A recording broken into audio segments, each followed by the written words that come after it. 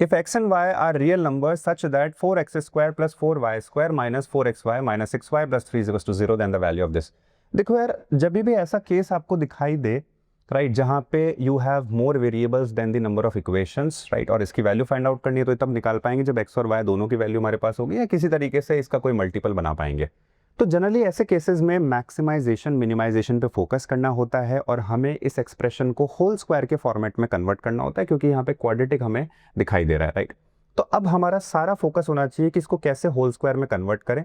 तो अगर आप देखो यहाँ पे -4xy है, राइट, तो अगर हम 2x प्लस वाई का होल स्क्वायर बना ले, and that two plus y, मतलब आप माइनस ले लो क्योंकि यहाँ पे माइनस आ रहा है आपका, सो let's say that this is 2x minus y का होल स्क्वायर।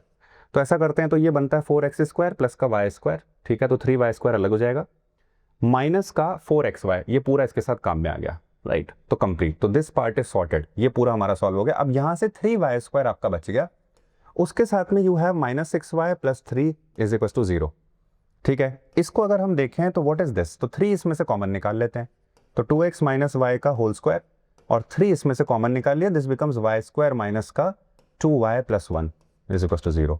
तो ये भी बन गया y माइनस 1 का होल स्क्वायर है ये। तो देखो 2x माइनस वाई का square plus 3 times of y minus 1 का whole square is equal to 0।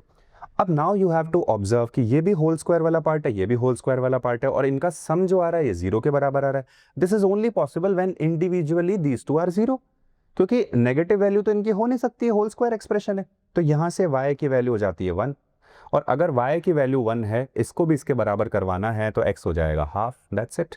अब यहां से इसको इसमें पुट करते हैं, तो 4x divide by 2 will become 2, 5 into 1 that is 5, 5 plus 2 7 is the correct answer.